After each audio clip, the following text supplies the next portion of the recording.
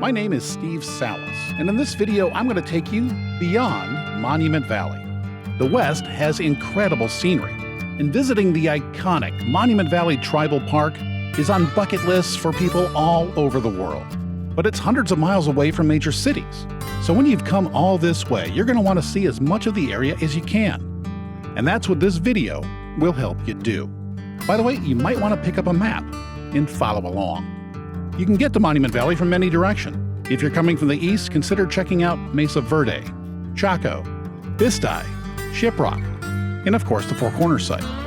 If coming from the north, don't miss the incredible national and state parks around Moab. From the south, there's Route 66, the Petrified Forest, and Canyon de Chelly. And well, from the west, there's Zion, Bryce, the Grand Canyon, and Page, Arizona.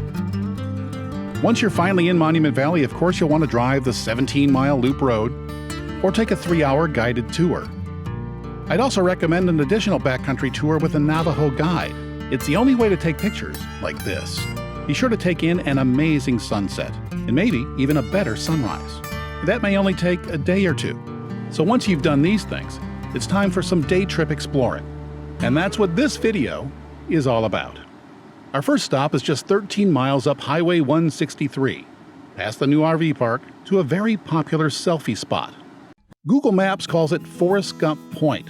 It's marked by a small sign and recently built pullouts for parking because it's become so popular.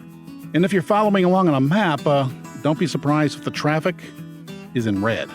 You'll meet world travelers here. It seems people of all cultures want to stand where the fictional Forrest Gump stopped running across the country. These folks came all the way from China. I also met some Brits, and a van full of Aussies pulled up while I was waiting to get my shot at a little after 8 o'clock in the morning. I gotta admit, it's a great view. So once you've got your shot, I'd recommend heading up the highway to our next stop. It's just about 10 more miles further up Scenic Highway 163. By the way, the elevation in most of the area is between 4,000 and 4,500 feet. When the road turns to the right after crossing the San Juan River, you're in the town of Mexican Hat. I'm going to talk about this place for a little bit because this is where I usually stay when I'm in the area. There's not much here but a gas station, a few reasonably priced hotels, and a couple of decent places to eat. I've stayed here a few times because the rooms are less than $50. Yes, they're basic, but I don't need much. And the owner is very nice. Once she opened up a room for me even though the place was officially closed. How nice is that? Across the street, the rooms cost 2 to 3 times as much, but they have air conditioning and other features. This little motel has the swinging steak grill. When I ate there, the food was good, but what was really interesting were the other diners. It was very international. There was a table of French Route 66 motorcyclists, a group of demonstrative Italian rafters, some Israelis, and a table of Germans invited me to march over for a beer and a chat. It was pretty cool. And once you've eaten, well, get back on the road. Just a few miles past the Mormon church, and just 40 minutes north of Monument Valley, there's a dirt road that Google Maps calls 2161. It turns to the east to some amazing scenery. Obviously, this landmark is why the town is called Mexican Hat. Though I've been here a few times, I still find it fascinating. I just don't see things like this every day. And that far-off, multicolored ridge, it's a giant fold or a crack in the earth. Geologists call it an anticline fault. The different colors are different layers of rubble that eroded from a long-gone mountain range some say was as tall as the Himalaya. How's that for fascinating? The main trails are well-graded and smooth, so passenger cars shouldn't be a problem, unless it's wet. The first curve in the road is a fork. The left track heads down to the San Juan River. It's a bit more remote and peters out at a cliff face just above the river, at a pretty darn good picnic spot. The fork to the right leads to the buttes. The landscape and formations are big. Video just doesn't really convey just how big. That balanced rock is 60 feet by 12 feet and weighs about 20 tons. And don't spend all your time in the car. If you look closely, you can see an unmarked hiking trail to the formation. Keep in mind that big rock is balancing on a little tiny rock, and one day it won't be. It is often very hot here, with very low humidity. If you do venture out on foot, you need to be prepared with plenty of water. If you're not used to high temperatures, you may be surprised at how quickly the heat can cause real health problems. On this mid-May day, the temp was in the 70s to 80s. That's 19 to 24 Celsius, by the way. There are several roads, or tracks. The one I happen to choose wound around some nice formations. I stopped several times. It's incredibly peaceful. And when there's no wind, this is a rare place with the sound of silence. After about an hour of wandering around, and after a meal break down by the river, I headed back to the highway and noticed someone trying a track that wasn't really a trail. I recognized the car as I had spoke to the couple traveling in it back in Monument Valley. The wife was already a bit bored by all this dusty wilderness. I just wonder what she's saying to him now.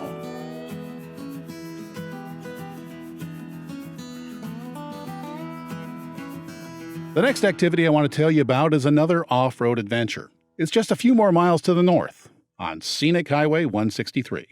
Once again, Google Maps helped me find the Valley of the Gods Road. It goes off to the northwest. Unlike the Mexican Hat Road, this road does have a small sign pointing to it from the highway.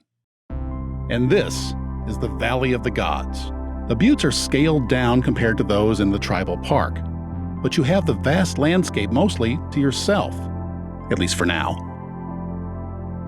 It's awfully nice, so there's little doubt that there will soon be ads promoting it as an unspoiled, must-see destination. Because that's what it is. And of course, soon after that, it won't be. 17 is an important number around here, because like the road in Monument Valley, this dirt road is also 17 miles long. But this one isn't a loop road, and that's a good thing, since it brings us closer to our next destination up Highway 261. Most of the buttes are located on the east or Highway 163 side, and this time, that's where I entered, the Valley of the Gods. According to the map on the bluffutah.org map, the buttes all have names, but I couldn't tell one from another. And by the way, if you're looking for a fancier place to stay, with more trees and river access, check out the many hotels and resorts in the historic town of Bluff. It's less than 30 minutes away. I've never stayed there, but I have driven through it. It's nice, quite quaint. I've never accepted a free room for inclusion in one of my videos, but I'm willing to start hoteliers of Bluff. Hint, hint, hint. Once again, the dirt and gravel road is in good shape. The road follows a frequently dry wash. It's a spectacular landscape. When Apollo astronaut Buzz Aldrin stepped on the moon, he described what he saw as magnificent desolation. That's a pretty good description of this place, too. If you're watching this and wondering, what is there to do here? Well, this is it. From time to time, just stop to take it all in. For some of us, it doesn't get a whole lot better.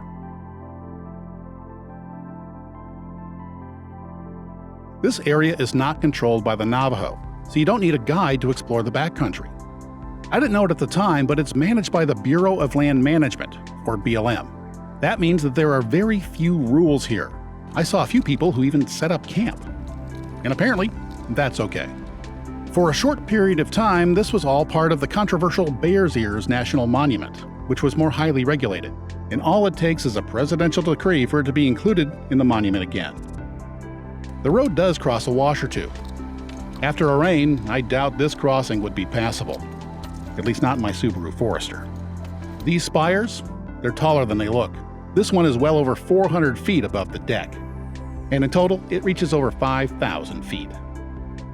We're about 6 miles in, and for the next mile or so, I thought I'd pass along a little advice. I've been out here several times, and I've learned a thing or two about exploring out here, and the role that phone maps play. First, you don't always have a signal out here, so your phone may not work, and there's a good chance you won't even know that it's not working, causing you to miss a turn, and possibly even get lost. This actually happened to a friend of mine. When I was out here, my phone map mostly did have a signal, and the GPS helped me find this road. But throughout the trip, at times, I was too dependent on it, causing me to drive right by some very nice places. I'm rather embarrassed to say that while shooting this footage, I had no idea I was so close to the Moki Dugway and the great view on top called Muley Point. So I missed a great opportunity to be there in nice weather. The only time I've ever been there, I was returning from Natural Bridges, which is another hour to the north, and the weather was not very good. When you've come all this way, I highly recommend that you see at least one Native American ruin site. And years ago, I heard about a place called House on Fire. It's a small site, but a great photo op. I thought it was in a very remote spot. It turns out it's only 30 minutes from the top of the Dugway. If I had just looked at a detailed map or Googled it specifically, instead of just relying on my GPS to get me from point A to point B, I could have taken the 2.2-mile round-trip hike to one of the best photo ops in the area. And just 11 miles from House on Fire, there's another small ruin site called Butler Wash Ruin. This one is on my Rand McNally paper atlas, but there was no sign to it when I drove by, so I still missed it. Turns out I should have plugged this one into my GPS maps. Now, I've been to big sites like Chaco Canyon, Canyon de Chelly, Mesa Verde, and the smaller Three Rivers Petroglyph site. And I've got to say, the smaller sites are much more intimate. And somehow it's easier to imagine what it was like to live there back in the day. So I guess what I'm trying to say is, when planning a trip, use multiple sources. When you're heading out here, be flexible and open to exploring. Don't be married to a GPS destination. Okay, let me get back to talking about this road. At this point, we're about 7 miles in, and the road is at its most dramatic. Up ahead is a butte I actually can ID, Castle Butte. It tops out at over 5,300 feet. The road is a bit rougher here, but still not bad. Once the road goes around Castle Butte, it's in open scrub country, with even fewer people. It can take as little as 45 minutes to drive across the Valley of the Gods Road. It's well worth it. The west end of the road terminates at Highway 261. Take it to the left to head back to the Goosenecks or Monument Valley, or take it to the right to our next destination, atop the Moki Dugway. Before I show you the Dugway, I want to talk about Muley Point. There's an east and west viewpoint. Go to both. They say that if this area ever becomes a part of a bigger park, well, you just know they're going to put a big parking lot here and there won't be any camping allowed, at least not right here. And of course, the crowds will come. But for now, it's a wonderfully lonely place. It's one of the few places where you can truly experience the vastness of nature. It's just not the same when crowds are fighting for parking places just a few feet away. To get here, you'll take the dirt road at the top of the Dugway for 5 miles. It's washboarded, rough, and if it's wet, possibly impassable, but it's well worth it. Okay, now we're going to head down the Dugway. As I said before, I didn't drive up here on that nice weather day. I shot this footage while heading back down from Natural Bridges National Monument, which is just an hour to the north.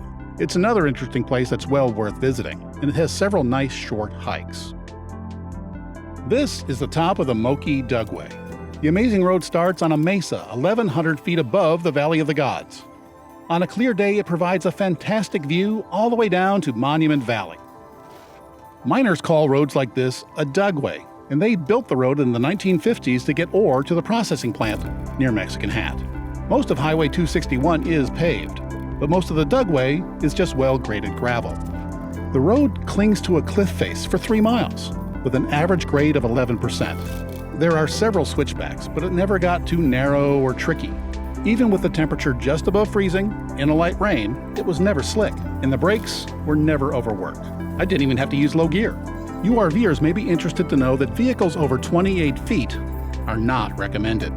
By the way, I did not have cell coverage on top of the mesa. I did have it most of the valley. When the road levels out, the Valley of the Gods is on the left. And one of my favorite must-see places is just 15 minutes away. It's a place where I've taken one of my favorite photos. Goosenecks State Park. I had driven by this place many times without ever knowing it was there. It's marked by just a small sign, and when I first visited, it was unmanned and there were no fees for entering or even overnight camping. That has changed, as this place has been discovered. There's still no food, water, or a gift shop, but there are restrooms, of a sort. And like many of my favorite places, there's nothing to do here but look, wander, and wonder at what many geology textbooks call the best example of an entrenched meander. The San Juan River cut through 1,000 feet of the remains of those ancestral Rocky Mountains I mentioned over at Mexican Hat. That's amazing. And it loops back 3 times. The best way to see it is on a raft. Local outfitters in Bluff and Mexican Hat provide guides and everything you need. You can even camp on the bank. During spring and summer, there will be a few spots with whitewater. In late summer, it may be just a trickle. Many people come here just to take a wall-worthy picture, if you know anything about outdoor photography. you know that lighting is everything. Look at the differences in these shots. One was taken early in the morning, another one was shot at midday, and the other on a cloudy afternoon. They all look quite different. None of these shots are really worth hanging on a wall, and that's because of the lighting and the weather. On the day I took this shot, you can see that it was cloudy, but it was clear in the direction where I knew the sun was going to set. So I decided to wait, knowing that when the sun burst below the clouds just before sunset, the light would be pretty good. To kill time, I interviewed a geologist who just happened to be there. He provided me with more information about the ancestral Rocky Mountains. Close to sunset, things started happening. It sprinkled, and I captured a rainbow. Then I grabbed a few photos. I stitched 4 of them together to create one of my favorite images. And yes, copies are available for purchase. And for those of you who really want to get away from it all, this place has another treat. There's a way to scramble down to the lower level and set up camp. How nice is that? As I said, this is one of my favorite places. And the night sky here can be really special. Those of us who live in cities have no idea just how many stars are out there. If you're here when there's a new moon, that means the moon isn't visible. It's quite something. If you've never seen the Milky Way at 5,000 feet on a clear or cool night, add it to your list. I've camped up here, but this time, since it's only 10 miles away, I stayed in my motel in Mexican Hat. This adventure has one more stop. As you know, this part of the world is called the Four Corners because it's close to the only place in the U.S. where 4 states meet at one spot. The Four Corners site is about 100 miles from Monument Valley. From the Goosenecks, it's a bit closer. The drive isn't as interesting as some of the others, but when you finally get here, you can be in 4 places at once. There's a fee to enter, and no, your National Park Pass is not accepted because it's not a U.S. park. The site is managed by the Navajo Nation Park and Recreation Department. This is sovereign Navajo land, despite the U.S. flag. The flags of the 4 states and several tribes also fly above the site. The location was determined by surveyors with very primitive tools in the late 1800s. And, well, today's GPS systems indicate that the old-timers were just about 1,800 feet off. But that's pretty good for back then. Legally, this is still the official boundary of the 4 states. To help you get a better photo, there's 4 identical viewpoints, slightly above the marker. And I did try to talk someone into sprawling out and putting a limb in each state, but I failed. In 2010, the site was upgraded, and permanent vendor stalls were built around the perimeter. Tribe members sell everything from handmade pottery to fridge magnets. There are a couple of food sellers, too.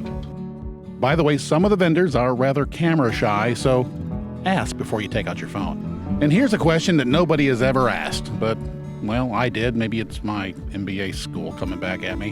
When you buy something, I'm wondering which state do you pay the sales tax in? Well, the vendor I asked said, well, they don't pay taxes in any U.S. state. They only pay the Navajo Nation. This is a rather remote spot, and it's off the grid. Some of the vendors have generators, though, and that also affects when the site is open. The hours may vary depending on the time of year. There's no running water either.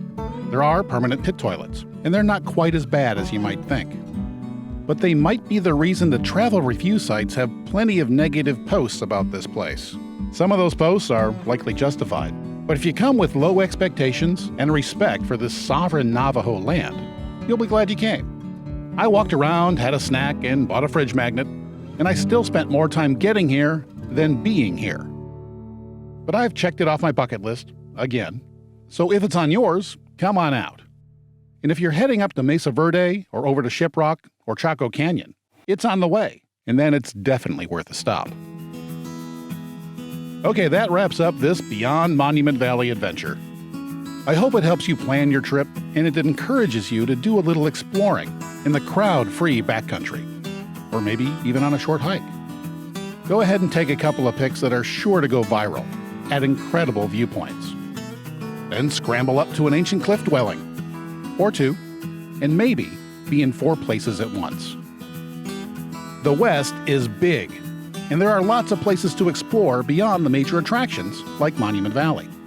And remember, there are additional places to stay in Mexican Hat, Bluff, and a place I didn't mention before. About 20 miles south of Monument Valley is the larger town of Kayenta, Arizona.